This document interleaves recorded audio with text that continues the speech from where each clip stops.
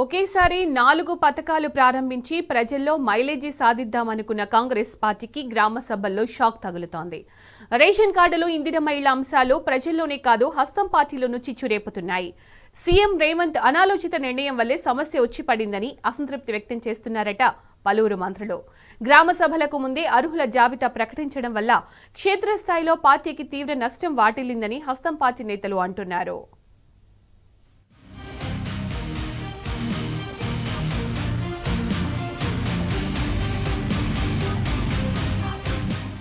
CM Revanth Reddy అనాలోచిత నిర్ణయాల వల్ల కాంగ్రెస్ ప్రభుత్వం, పార్టీ భారీ మూల్యం చెల్లించుకుంటున్నాయి. తాజాగా ఇందిరమ్మ ఇండ్లు, రేషన్ కార్డు అంశాలు గ్రామ సభలను రచ్చరచ్చ చేస్తున్నాయి. రేషన్ కార్డుల అంశమైతే పెను దుమారమే రేపుతోంది. గ్రామ సభల్లో ఎక్కడికి వెళ్లినా జాబితాలో తమ పేర్లు లేవంటూ అర్హులు అధికారులను నిలదీస్తున్నారు. దీంతో అప్రమత్తమైన ప్రభుత్వం డ్యామేజ్ కంట్రోల్ పై దృష్టి సారించినా ఫలితం లేకుండా పోతోంది. రేషన్ కార్డుల విషయంలో ప్రజల నుంచి తీవ్ర వ్యతిరేకత వస్తుండటంతో మంత్రులు, కలెక్టర్లతో వీడియో కాన్ఫరెన్స్ నిర్వహించగా సివిల్ సప్లై శాఖ మంత్రి ఉత్తమ్ కుమార్ రెడ్డి కాంగ్రెస్ ప్రజా ప్రతినిధులతో జూమ్ మీటింగ్ లో పాల్గొన్నారు.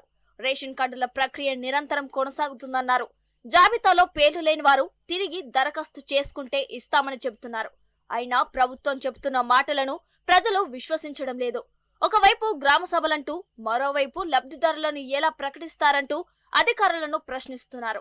ప్రజా ప్రతినిధులను సైతం నిలదీస్తున్నారు. ఉద్దేశపూర్వకంగా కోతలు విధించడంలో భాగంగానే కాంగ్రెస్ పార్టీ కార్యకర్తలకు వారు చెప్పిన వారికి జాబితాలో చోటు లభించదని జనం మండిపడుతున్నారు.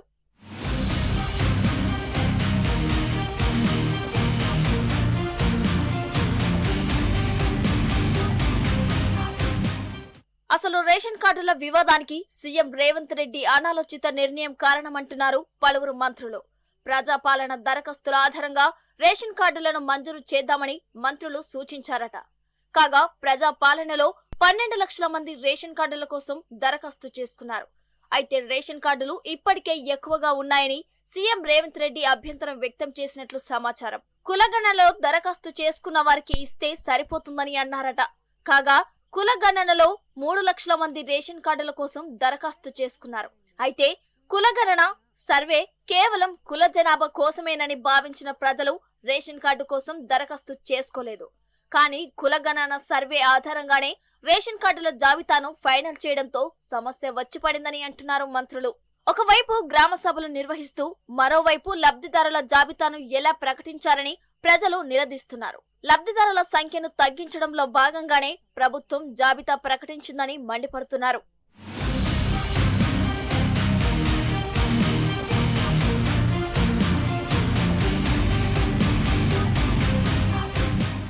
ఒకేసారి రేషన్ కార్డులు, ఇందిరమ్మ ఇండ్లు, ఇందిరమ్మ ఆత్మీయ భరోసా, రైతు భరోసా వంటి పథకాలను ప్రారంభించడంతో స్థానిక సంస్థల ఎన్నికల్లో కాంగ్రెస్ పార్టీకి లాభం చేకూరుతుందనుకున్నారు హస్తం పార్టీ నేతలు. కానీ సీఎం నిర్ణయంతో పార్టీకి మేలు కన్నా నష్టమే ఎక్కువ జరిగిందని పలువురు మంత్రులు అంతర్గతంగా చర్చించుకుంటున్నారు.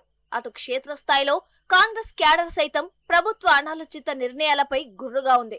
స్థానిక సంస్థల ఎన్నికల్లో పార్టీ గెలుపుపై ఈ ప్రభావం పడుతుందని ఆవేదన చెందుతున్నారు. ఇప్పటికే రైతు రుణమాఫీ విషయంలో కాంగ్రెస్ ప్రభుత్వంపై జనం ఆగ్రహంగా ఉన్నారు. దీనికి తోడు తాజాగా ఇందిరమ్మ ఇండ్లు, రేషన్ కార్డు లబ్ధిదారులు సైతం కాంగ్రెస్ పార్టీకి దూరమయ్యారని వాపోతున్నారు హస్తం పార్టీ నేతలు.